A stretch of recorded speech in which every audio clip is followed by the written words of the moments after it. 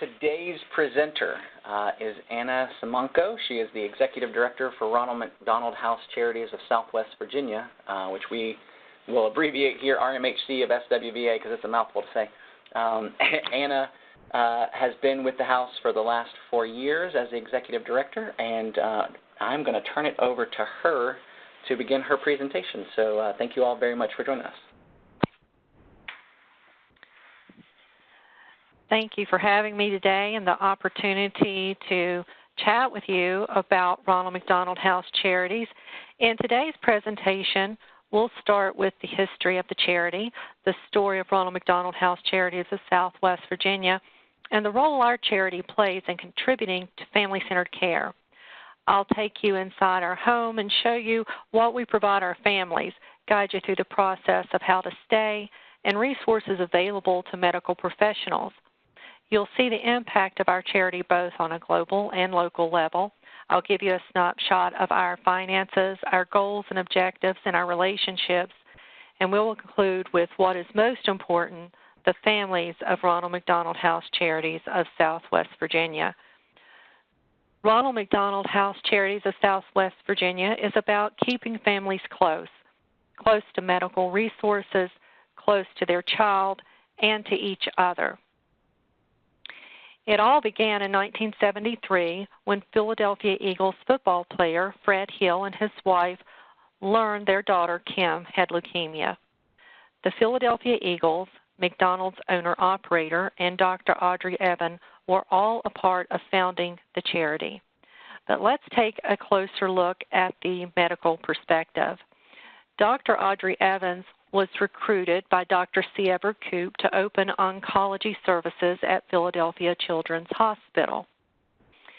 They soon saw that they were serving families much further away than Philadelphia, and they saw families that were sleeping in waiting rooms and eating out of vending machines.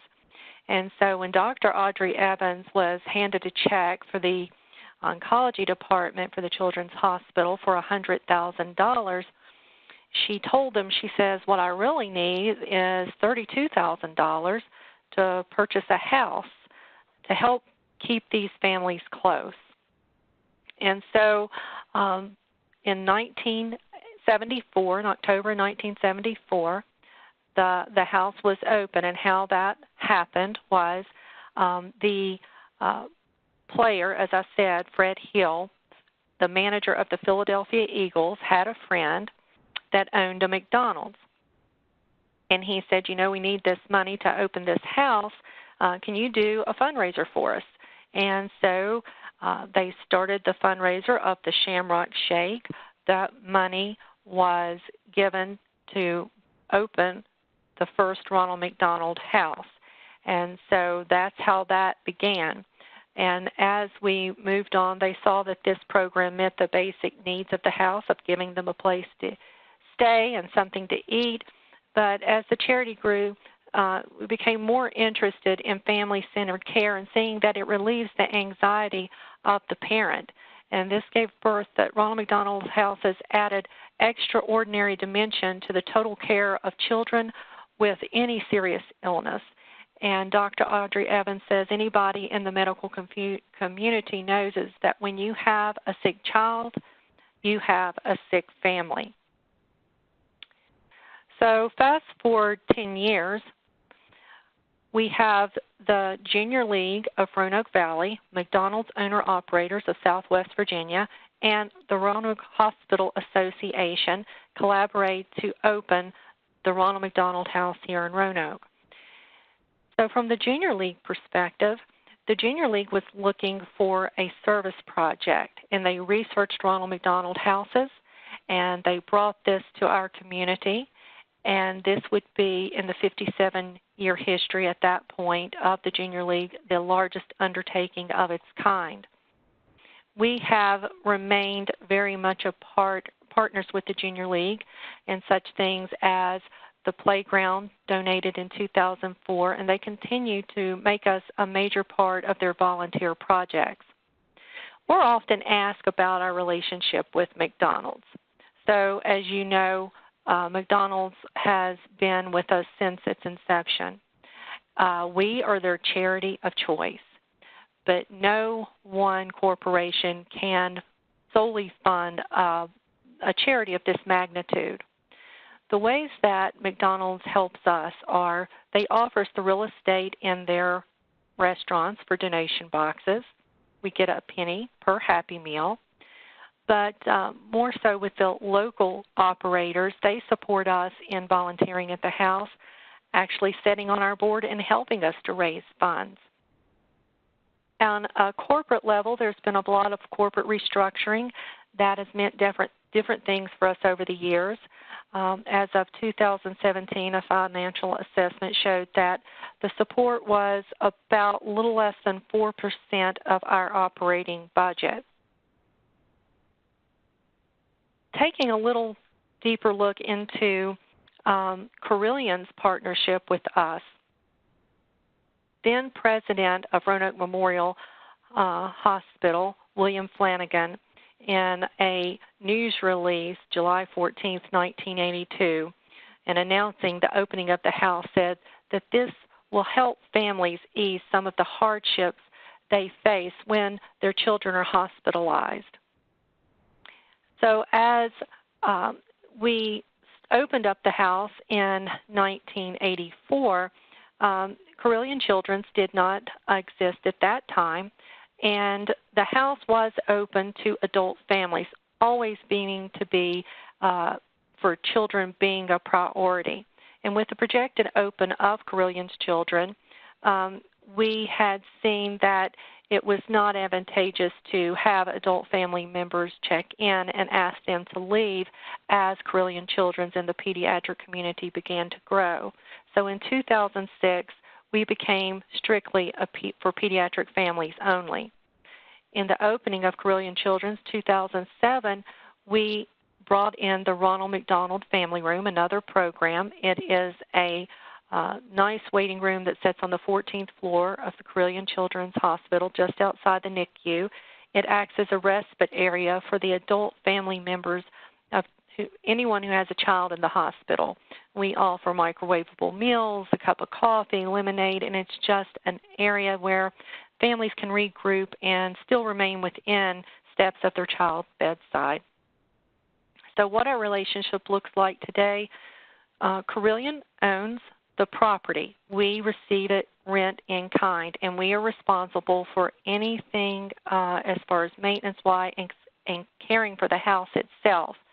Carilion offers shuttle service for our family, and so we still remain very strong partners in contributing to family-centered care.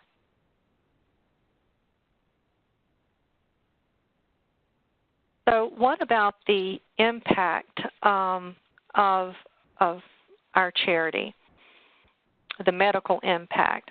Ronald McDonald House Charities has conducted to date 11 peer-reviewed published studies that illustrates the importance of the Ronald McDonald House program.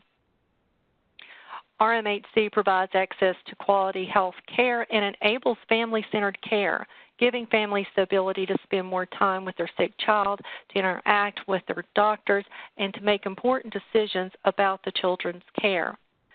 Other aspects of the program is support of families' physiological well-being by keeping them close together, providing emotional and physical comfort and support. Results in better night's sleep, families able to cope better and focus on the needs of their sick child when they have support of family members and other families. And it gives families who stay at a Ronald McDonald House a better perceived quality of life.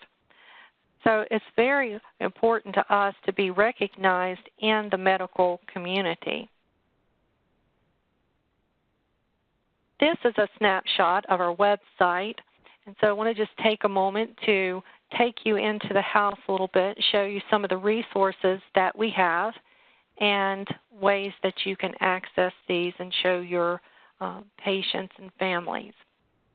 Just take a brief moment here. If you'll go to the About Us section and go to Community Served, you will see that we very much mirror the Carilion Children's referral area. We are seeing patients that are from anywhere from southern West Virginia to Lynchburg to the North Carolina border. Not only that, we have families from all across the nation that might have circumstances that bring them, if it would be a traumatic car accident or something to that effect, that we have from Texas to North Dakota, and seeing families all across the nation. So that is a snapshot of our referral area. And going to staying with us, if you'll go to this section here, just to show you a little bit about what we provide our families. The house is a beautiful English Tudor. We have wonderful grounds and areas for families to relax. Our common areas include a large dining room where families are served a meal from volunteers who cook for them every evening. We have 18 bedrooms, each one with its own private bathroom. There's facilities also, a playground and a playroom and a library and laundry facilities, all of this to help provide our families all that they need. So all they have to do is to concentrate on what's most important, and that is caring for their child.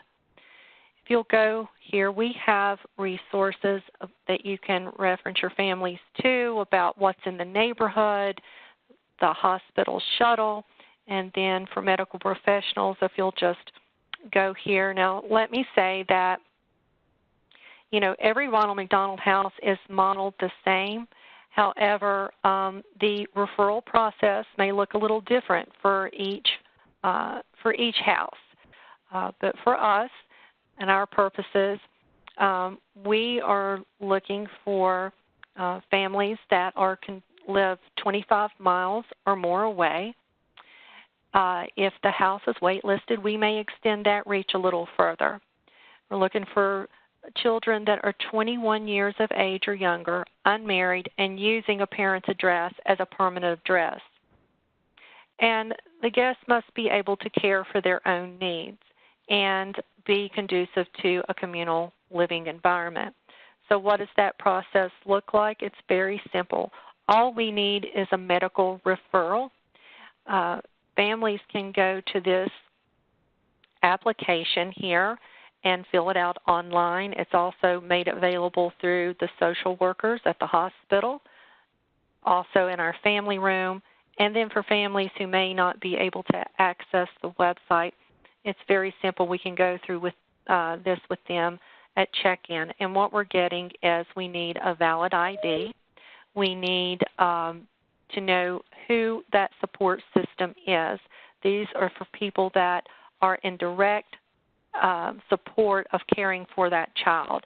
So it could be a grandmother that's babysitting a sibling while the mom is at the hospital with the child, and those sorts of things. And so once a family checks in, we give them an overview of the house. They check into their room, and they are there to stay until as long as their child is in the hospital. As I said, the social workers know as well, so there is some criteria that we are looking. We cannot have anybody with a history of a felon. We cannot have an active CPS investigation. If a parent has been in a drug treatment program and has proven compliance, they are eligible to stay at the house. But those are the types of things that we really depend on our social workers and our people making that referral that has that face-to-face with the family that will be able to help us in having a good referral. And the website here, of course, is an excellent resource, but at the same time, everyone is welcome to give us a call, and we can talk with them through that. So if we'll move on through here. So what has our impact been? Since the opening of the first Ronald McDonald House in 1974, the charity has grown. We have 368 Ronald McDonald Houses worldwide, 249 Ronald McDonald family rooms, and we are in 49 countries and regions. Here at the Ronald McDonald House Charities of Southwest Virginia, we are proud to celebrate 35 years since the opening of our doors this May 5th in 1984.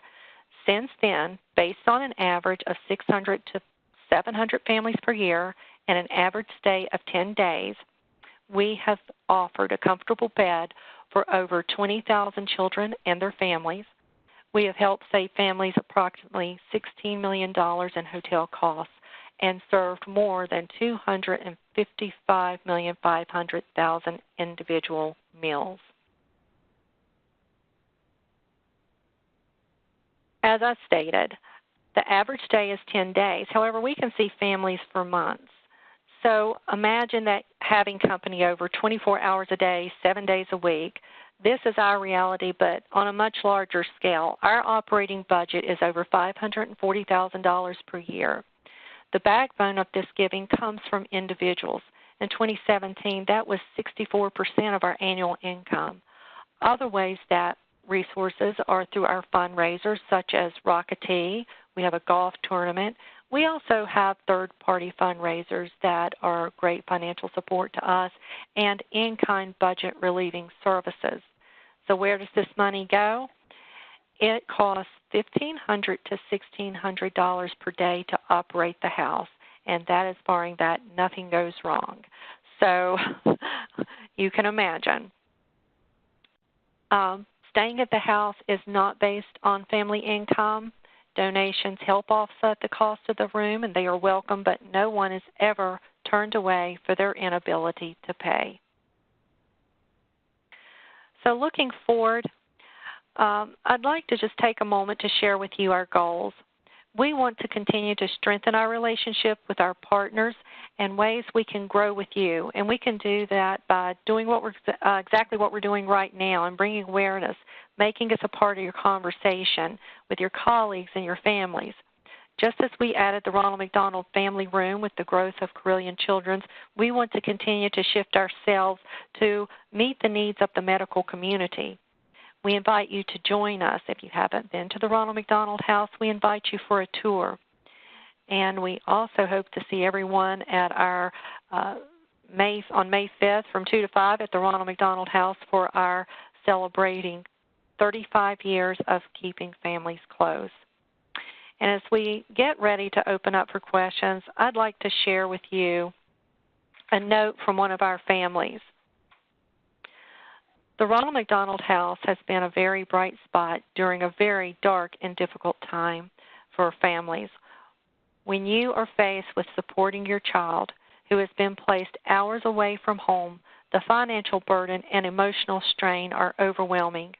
I will never forget the love and compassion Ronald McDonald House Charities has shown my family. God bless you all. So these are just some, we have what we refer to these as our love notes from our families. We have little notes in our room that we just ask families to share so that we can share them with you. And one compelling note that we had received, it was last summer, and it was from a lady that said, before I was given the blessing of this room, I tried sleeping in my car. You made it possible to have a safe place to stay while being close to our baby. I can't tell you how grateful and thankful I am being allowed to get a shower, warm food, and a place to sleep besides a chair. It's hard to worry about your baby at a time like this, much less to worry about figuring out a place to stay. It's nice to know that there are people around that are helping each other, and that's something that we hear a lot from families is it's much more than just a place to stay. We have a supportive environment that when people come in, we are there to listen or just to say hello, and they are there with people going through a similar experiences, and that is a huge support at a time like that. Fred Hill, as I said, it started out, they refer to that time when our daughter Kim is a very lonely time. So to have that support is extremely important to families.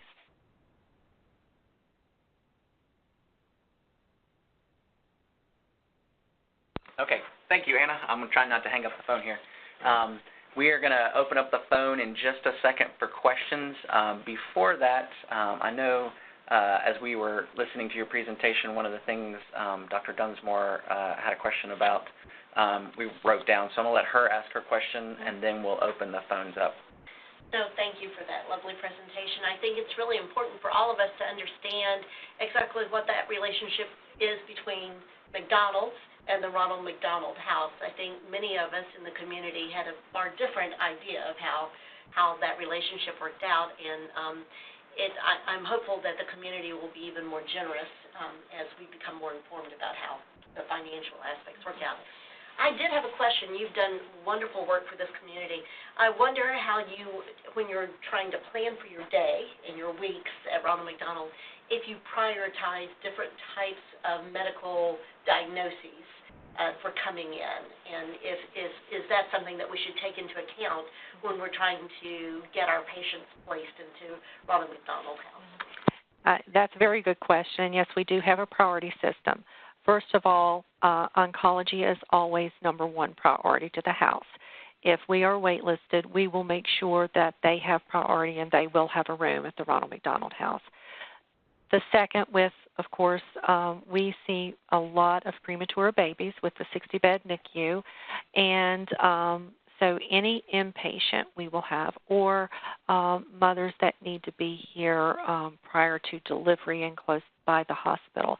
As long as they are able to care for themselves, they can be there at the house. So it is inpatient is the second priority, and then the next would be outpatient procedures. So if we have a family that has a child that lives in, they live in Tazewell, Virginia, and they have a procedure, they need to be there at 7 o'clock in the morning, they can come the night before and not have to get that child up so early. We do ask families to call between 12 and 1 o'clock the day of the referral to confirm there is a room. A referral is not a reservation. We're never sure what it will be. So if we are waitlisted, what we'll tell that family is, give us a call. We're going to move your referral to the next day.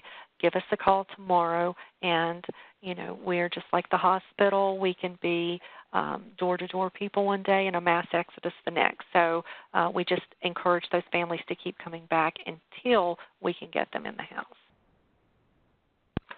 Thank you, Anna.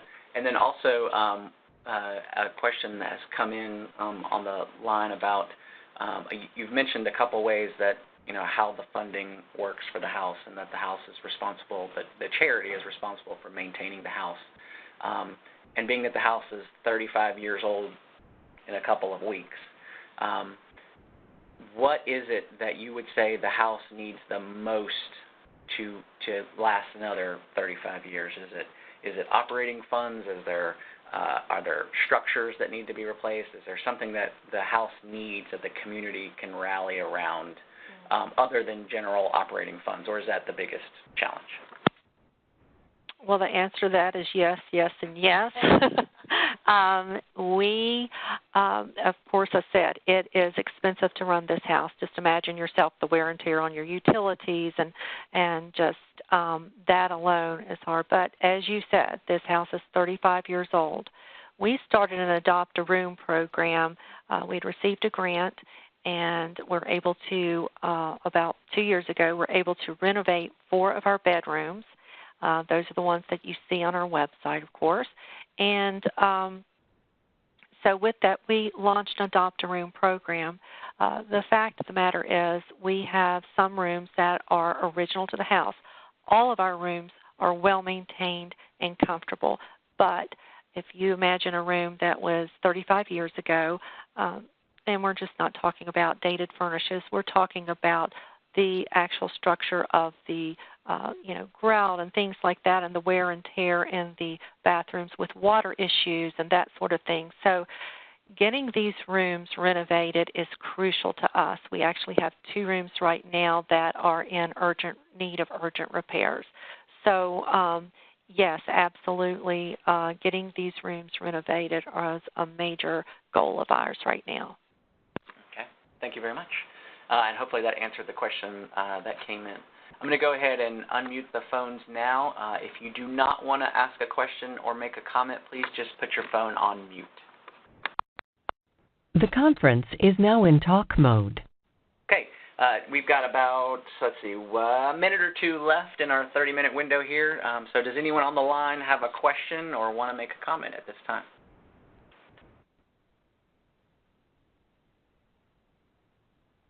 Going once, going twice. I will break out my Jeopardy theme song music. Okay.